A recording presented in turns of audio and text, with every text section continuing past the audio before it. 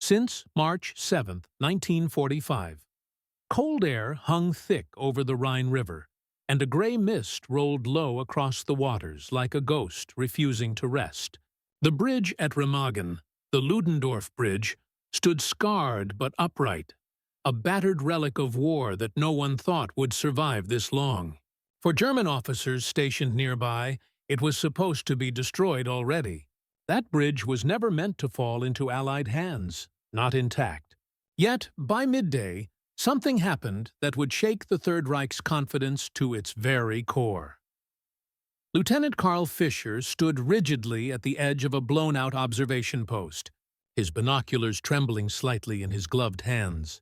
Below, American troops, real, moving figures, were storming across the Ludendorff Bridge, dodging sporadic machine gun fire and scattered resistance. They looked fearless, organized, determined. "Mein Gott!" someone whispered behind him. "They're really crossing." Fischer didn't answer. He didn't need to. The image spoke louder than any command ever could. After 6 years of war, after pushing deep into Soviet snowfields and surviving endless Allied bombing runs, the unthinkable had happened. The Americans had made it across the Rhine, Germany's last natural line of defense, and they did it through Remagen. In a concrete bunker nearby, Major General Richard von Schlemm, battle-worn and gaunt from weeks of sleepless nights, listened in stunned silence as his radio officer relayed the news. His face didn't change. He just leaned back in his chair, lit a cigarette with shaking fingers, and exhaled like a man finally releasing a secret he held too long. "It's over," he muttered. The officer beside him blinked. "Sir?" Von Schlemm looked at him with eyes that had seen far too much. "The war is lost, not because of just one bridge, not because of just one crossing, but because of what it symbolized, the collapse of strategy, the breakdown of discipline, the failure of fear to hold the enemy back.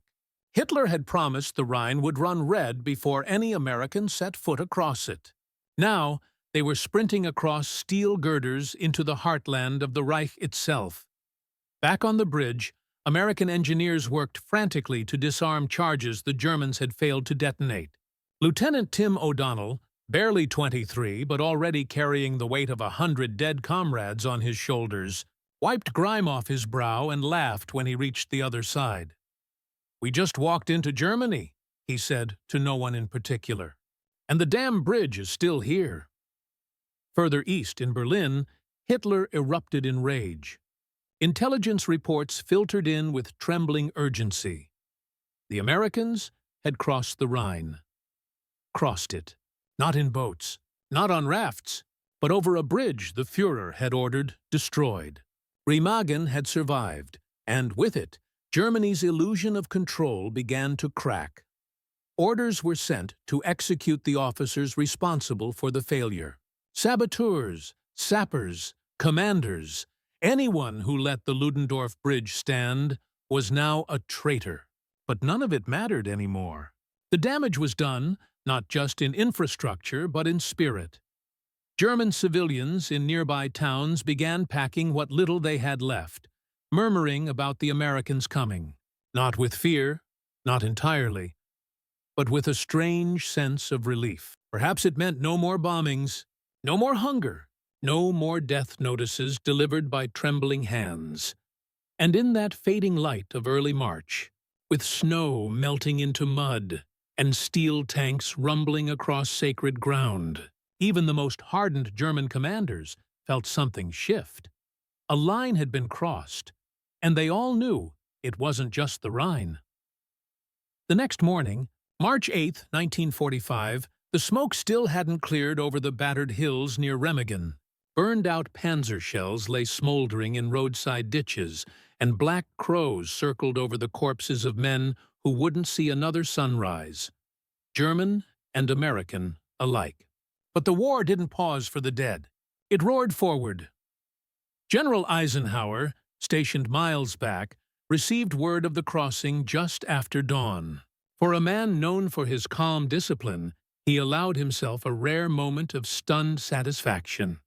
"They got the damn bridge," he muttered. They actually got it.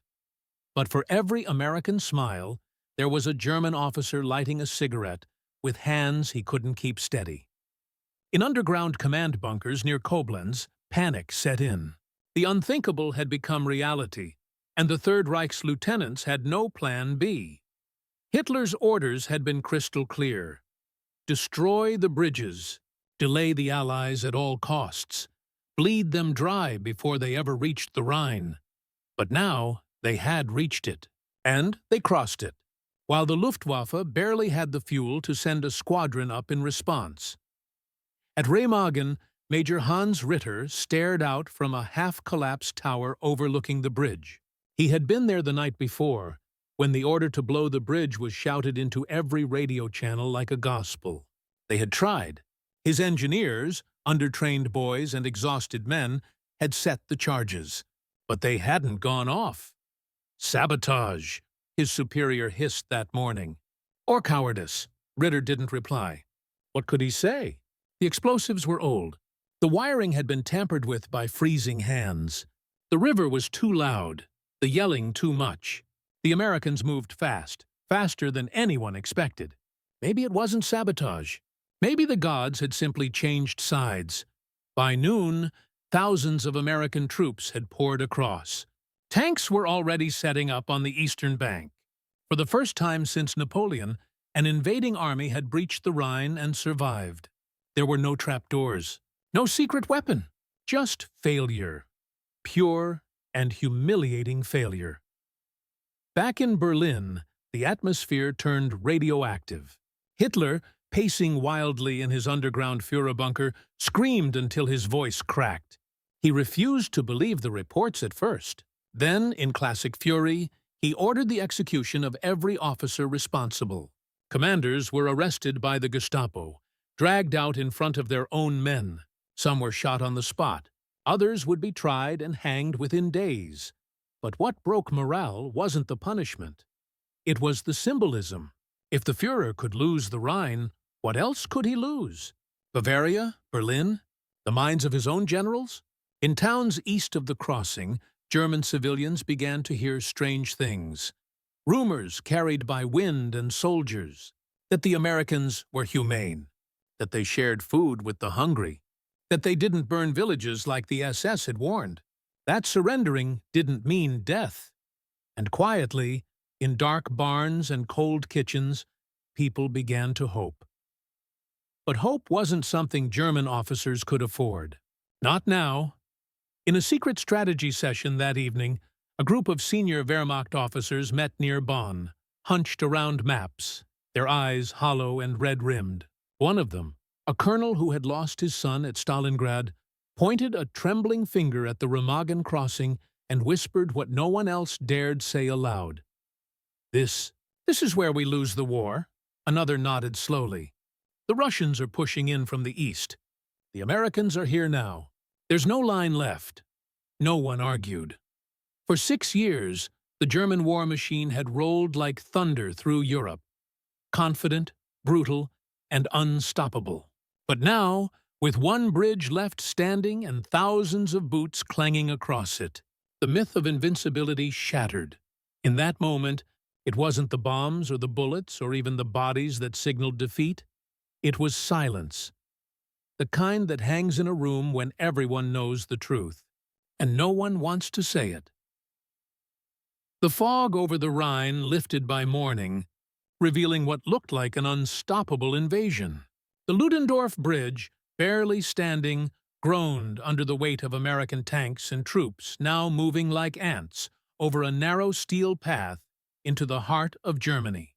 The battered girders, blackened from fire and explosives that failed to do their job, were now sacred ground for the U.S. Army, and a cursed omen for the German Reich. American Private Roy Haskins, barely out of Kentucky, stood near the far end of the bridge with wide eyes. "Feels like we just stepped into the devil's kitchen," he muttered to his squad, staring at the fields beyond. They were in Germany, not just fighting it, but inside it. Across the river, the Wehrmacht was unraveling. The elite 11th Panzer Division, sent to push the Americans back into the Rhine, arrived to find the Americans not just dug in, but expanding. Artillery, anti-air batteries, radio trucks, even temporary hospitals already moving into the captured sector. It didn't look like a raid. It looked like a permanent move-in. Colonel Heinz Burkhardt, commander of the sector, slammed his fist against the table when he saw the aerial reconnaissance. "This isn't an incursion," he growled to his officers. "This is an occupation." His aide-de-camp looked pale. "Should we await reinforcements?" Burkhardt stared at him, as if trying to decide whether the young man was stupid or simply naive. "Reinforcements? From where? What do you think is left of the Western Front?" Berlin's response was no better. With panic now boiling into madness, orders were dispatched to destroy the bridge at all costs. This time, from the sky. Luftwaffe pilots, most of them barely trained teenagers, were thrown into suicide missions. Messerschmitts dived down in pairs, dropping bombs that missed or exploded too far from the structure to matter. Anti-aircraft fire from the Americans lit up the skies like hell's fireworks. One German pilot, barely 18, was shot down before he even dropped his payload, his plane spiraling into the river in flames, screaming all the way down. "Is this what it's come to?" Major Ritter whispered from a trench nearby. "Throwing boys into the sky to die for a bridge we already lost?" By now, even the propaganda machine was struggling.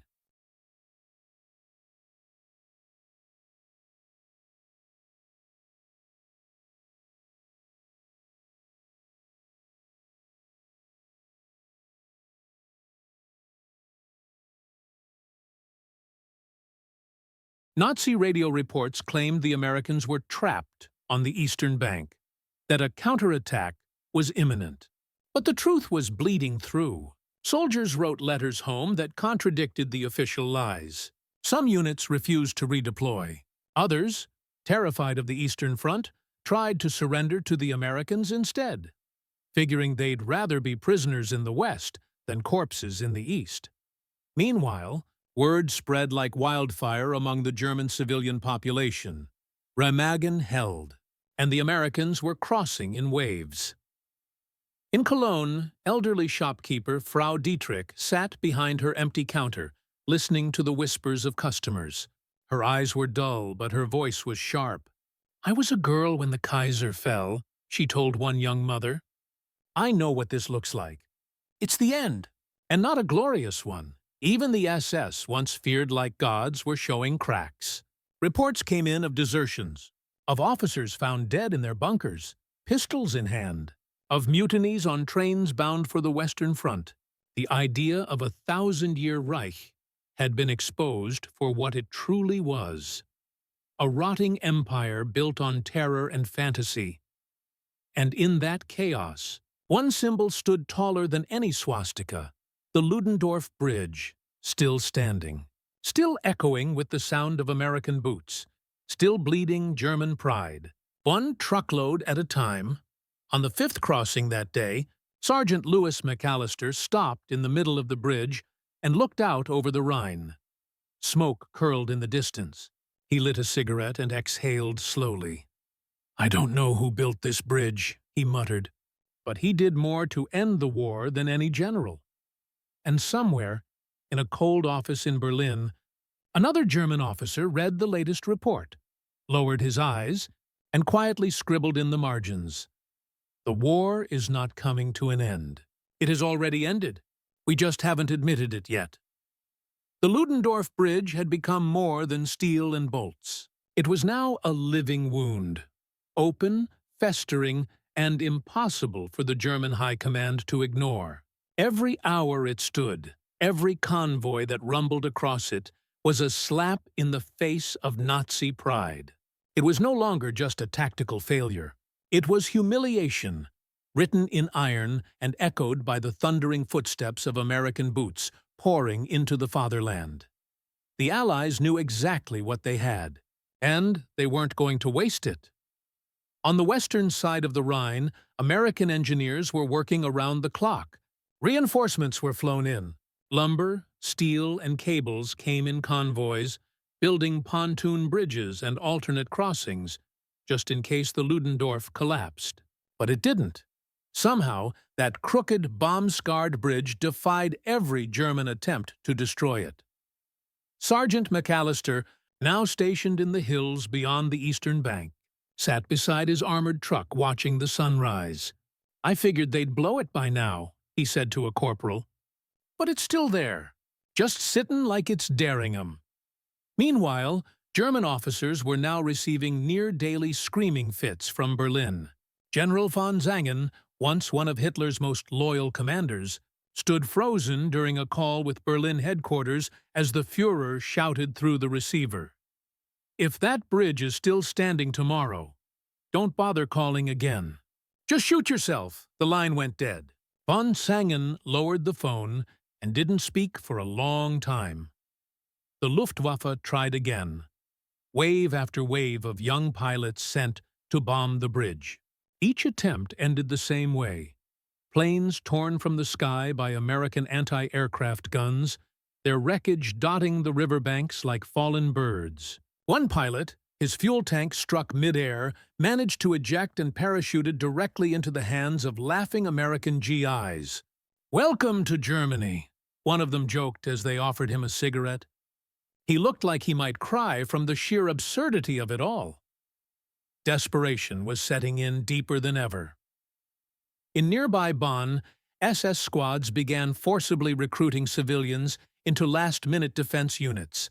Old men, boys, even school teachers were handed rifles and told to march east. Some wept. Others simply dropped their weapons and walked in the other direction, toward the Americans.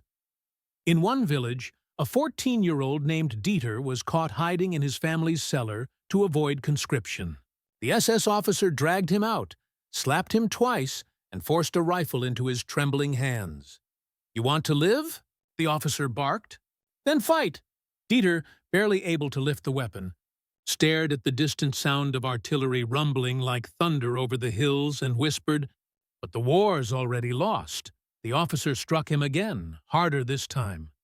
But his silence afterward said everything. Meanwhile, in Allied command tents, the mood was shifting. What began as a bold strike had turned into an open gate. Intelligence from captured German soldiers painted a picture that was almost hard to believe. Panic, breakdown, and orders from Berlin that made no sense anymore. One German officer, recently taken prisoner, sat calmly in front of his American interrogator and said flatly, "You don't need to fight us. Just keep walking. The Reich is eating itself." And it was true. Behind the German lines, desertions were no longer trickles. They were floods. Units vanished overnight. Some officers, unable to face the shame of failure, chose suicide. Others wrote desperate letters to Berlin, begging for retreat orders that would never come. But the bridge at Remagen stood. Every sunrise it survived became a countdown. Not to the end of the war, but to the moment when Germany could no longer deny it was already lost. Inside Hitler's bunker, maps were being redrawn not with victory in mind, but damage control. And even the most fanatical officers, those who once marched across Europe like conquerors, now studied every Allied move not with arrogance, but fear. They didn't say it out loud, not in front of each other, not yet, but in their hearts they already knew. The Americans hadn't just crossed a river, they had crossed into the soul of a dying empire. The Ludendorff Bridge groaned under the strain of another endless line of tanks, trucks, and boots. Engineers worked feverishly to reinforce it with whatever they could. Steel plates, iron braces, even scraps from nearby wreckage. It was a miracle the bridge was still standing, but every hour bought by its stubborn defiance brought the war closer to Germany's doorstep. And the enemy wasn't just crossing a river anymore. It was crossing into the Reich's final chapters. American Captain Thomas Keane, a wiry veteran from the Normandy landings, stood beside the eastern bank with a field map in hand and a lit cigarette clamped between his teeth. "I tell you what," he muttered to his radio operator, "when we landed in France, I figured we'd spend months just reaching the Rhine. But now, hell, we might be in Berlin before Easter." It wasn't arrogance, it was realism, cold and brutal. What once seemed like an impenetrable fortress was now a rotting shell. German resistance east of the Rhine was patchy at best, suicidal at worst. The Wehrmacht had turned into scattered pockets of fanatics, militia, and the hopeless. Some still believed they were defending the fatherland. Most just didn't want to die. And above all, none of them could understand how the Americans had taken Remagen. Inside a command bunker near Linz, General Wilhelm Bruckner slumped over a field telephone. His eyes were hollow, cheeks sunken, uniforms stained with sweat and smoke. He had once been a lion in Poland, a storm on the Eastern Front.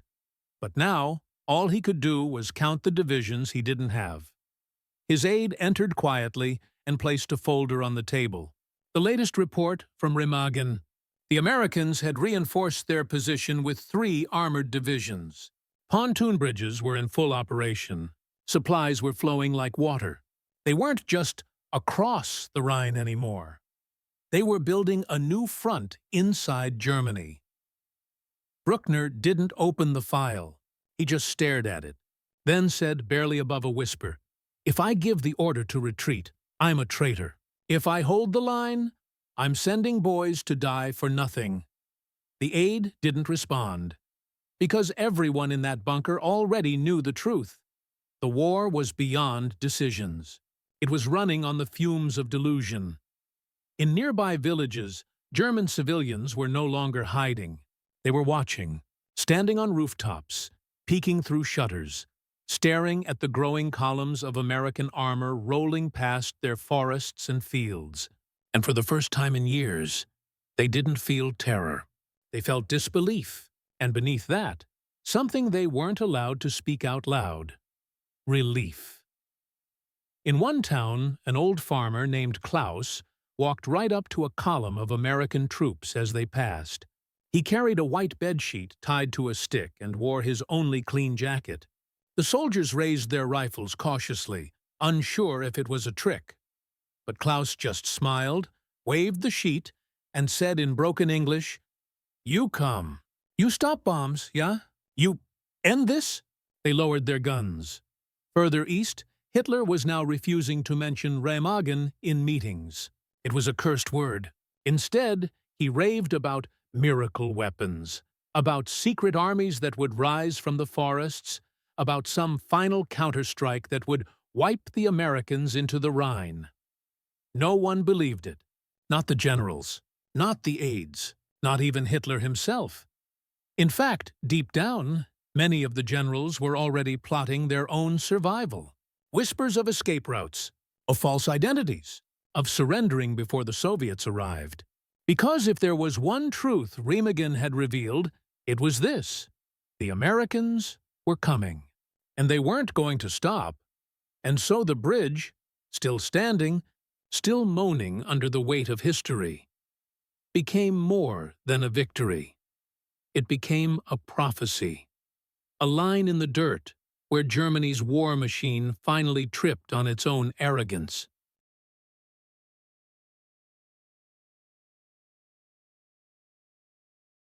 A scar on the map that bled across every command post, every whispering town, every shattered bunker from Berlin to Bavaria. And for those who still wore the uniform of the Reich, it brought with it a question no one dared ask out loud. What do we do when the enemy is no longer at the gates, but inside the house? At 3:44 a.m., the Ludendorff Bridge gave out a deep, echoing creak that woke every soldier within half a mile. It was the kind of sound that felt like it came from the bones of the earth. A warning groan, long and haunted.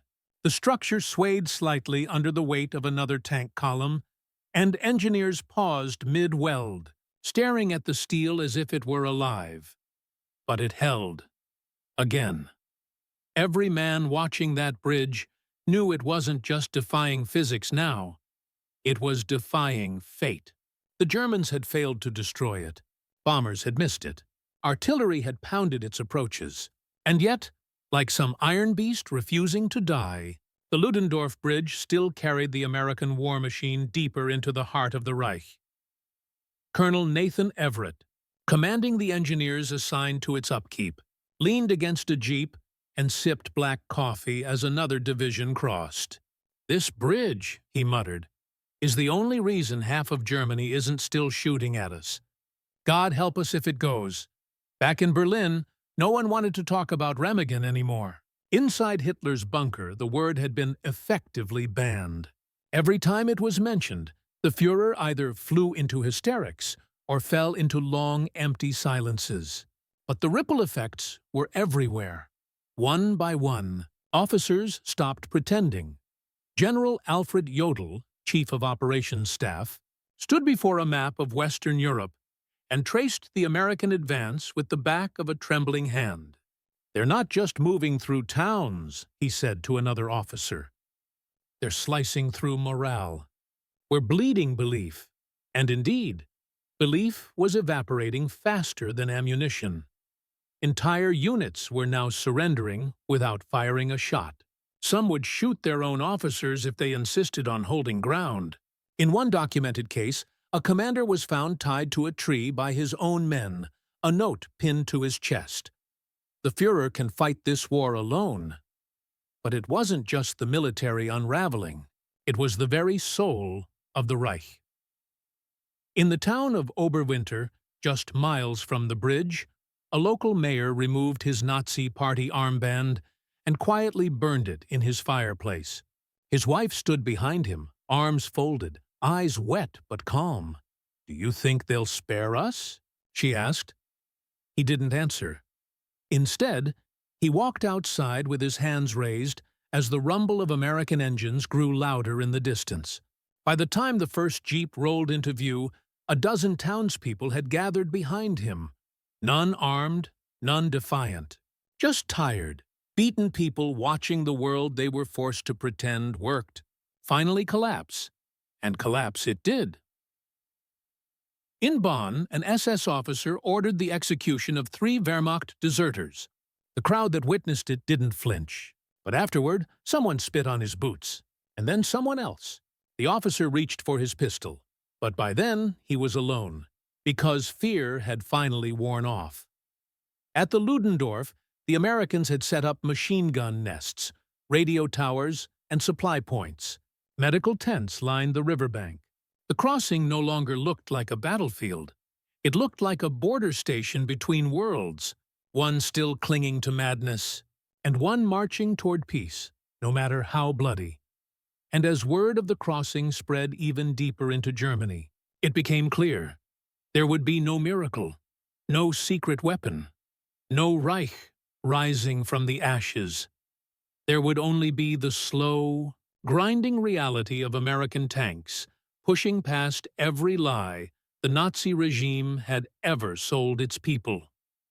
Inside a German field hospital, a wounded captain stared at the ceiling and whispered to his nurse, "Do you know why they crossed at Remagen?" She shook her head. "Because they could," he said. "Because no one was left to stop them."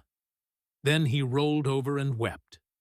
In that moment, maybe more than bombs, more than bullets, more than speeches, the truth rang out louder than any explosion. Germany hadn't just lost a bridge. It had lost the will to fight. At exactly 3:56 p.m., the Ludendorff Bridge finally gave up its last breath. The steel twisted with a high-pitched wail. Bolts snapped like gunfire, and with one final groan, as if the structure itself was surrendering, the central span crumpled into the Rhine below. A cloud of dust and debris rose into the air, followed by stunned silence that blanketed both riverbanks. From a nearby trench, American Sergeant Roy Haskins ducked instinctively, then peeked over the edge. "Hell," he whispered. She finally let go. Behind him, the engineers just stood there, some with their hands on their heads, others shaking in disbelief. For 10 days, they had defied gravity. German bombers, and the slow rot of sabotage. But in the end, the bridge had collapsed, not from war, but from exhaustion. It had simply been asked to carry too much, too fast, for too long. News of the collapse reached Berlin before sunset, and for the first time in days, Hitler smiled. "A sign," he muttered to his staff. "Providence. The bridge is gone. The Americans are cut off." But it wasn't a smile of victory. It was delusion wearing a uniform, because what the Führer didn't know, or didn't want to know, was that the Americans had already finished building 2 pontoon bridges beside the Ludendorff. Men, tanks, supplies. They never stopped moving. The river had been crossed. Permanently. The physical bridge was gone. But the breach in Germany's soul remained wide open. On the eastern side, Colonel Everett watched the river swirl with shattered iron. He took a long drag from his cigarette, then turned to his men. "Doesn't change a damn thing," he said. "We're already through," the soldiers nodded. The war was still pushing east, and Remagen was now just a landmark, a memory. But its psychological impact hadn't faded. Not for the Germans, not for the Allies, not for history. In towns nearby, the sound of the bridge's collapse echoed like a funeral bell. Civilians rushed outside, looking toward the Rhine, as if maybe, just maybe, the Americans had been stopped. They hadn't. In fact, by nightfall, entire armored divisions had already crossed the new pontoon routes.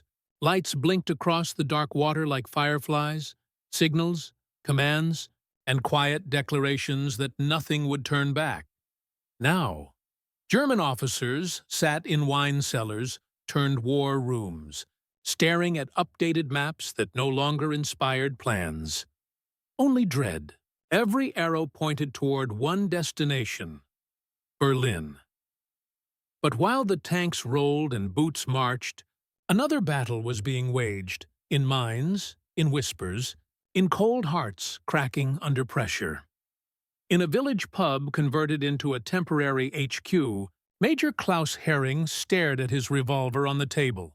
The radio in the corner blared with propaganda. Empty promises, ghost armies, lies stacked on lies. A junior officer leaned against the doorway. "They say the Americans crossed 2 more bridges near Remagen. They'll be here within the week." Hering didn't look up. "You know," the major said slowly, "we told the people this war was for glory, for the Reich, for 1,000 years of order." He finally looked at the young officer, eyes hollow. "And we've brought them starvation, bombed cities, and 12-year-olds holding rifles. Outside, American planes roared overhead, not to bomb this time, but to drop leaflets. Surrender. You will be treated fairly. The war is lost. Stop dying for nothing." A German mother picked one up as it fluttered into her courtyard. She didn't tear it up like she once might have. She folded it gently and placed it in her apron pocket, as if it were something fragile and honest. Because it was. Because at Remagen, the lie had died first. The bridge was just a witness, and as the ruins of the Ludendorff Bridge settled into the Rhine's cold water, every German officer, every soldier still holding a rifle, had to ask themselves, if the bridge to victory collapsed, what exactly were they still dying for? The Rhine rolled on, carrying twisted steel and shattered beams downstream, fragments of the once mighty Ludendorff Bridge now swallowed by the cold water. But the war didn't pause to mourn. In fact, it seemed to speed up. The bridge had fallen, but the dam had already broken. American divisions fanned out from the eastern bank like wildfire, spreading deeper into the German countryside. What came next wasn't just military. It was psychological devastation. Villages that had once refused to surrender now sent out priests and children with white flags. Before the Americans even arrived, German officers began to vanish, some into the woods, others into graveyards. The idea of holding the line became a joke told in whispers behind half-closed doors. For many Germans, the Ludendorff Bridge became a ghost, something no one wanted to speak of, yet everyone feared. Not because of its strategic value, but because it had become a symbol of the lie being exposed. A war built on fear and glory had been brought to its knees by a single crossing. In the town of Sinzig, just miles from the old bridge site, SS officers tried to rally the local militia. They handed out rifles to teenage boys, old men with shaking hands, and farmers who hadn't eaten a full meal in weeks. "You are the last hope of the Reich," the officers shouted in the square. No one clapped. No one cheered. And one by one, men began laying their rifles on the ground and walking away. "You can shoot us," one man said quietly, "but you can't make us believe anymore." By now, every major German officer west of the Rhine had received the same coded message from Berlin: "Hold your ground or face court-martial." Some crumpled the paper and threw it in the fire. Others lit cigarettes with it because they knew something Hitler refused to admit. The Remagen crossing didn't just break a front line. It broke the Reich's ability to control its own men.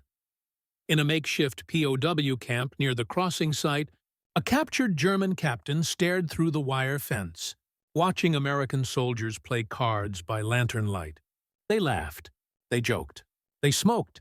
It wasn't hatred that beat them. It was normalcy. Discipline without madness. War without delusion. A younger German soldier beside him asked, "Do you think they'll treat us well?" The captain nodded slowly. "They already have." "You think the Russians would have given us food?"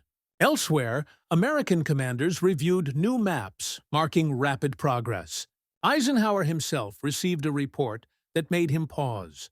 U.S. forces had moved farther east in 5 days than anyone had predicted. Resistance was disorganized. Bridges that had once been guarded with fanatics were now abandoned or barely defended. Remagen had changed everything, not just for the Allies, but for the Germans. Back in Berlin, inside the now crumbling Führerbunker, Hitler held a meeting with his top military advisors. His voice was hoarse, his hair unkempt, and his hands trembling. He spoke of turning tides, of revenge, of a final counteroffensive in the West. Nobody believed him. After the meeting, General Krebs turned to another officer and whispered, "He's still talking about turning the tide, as if the tide didn't already drown us at Remagen." By March 15, Allied tanks had reached the outskirts of Frankfurt. Remagen was behind them now. Physically, yes, but its shadow stretched far and wide. It had triggered a psychological collapse that no amount of propaganda could glue back together. And somewhere, on the banks of the Rhine where the Ludendorff Bridge once stood, a lone German shepherd dog walked across the rubble, sniffing at twisted steel, unaware that the broken skeleton beneath his paws had marked the death of an empire.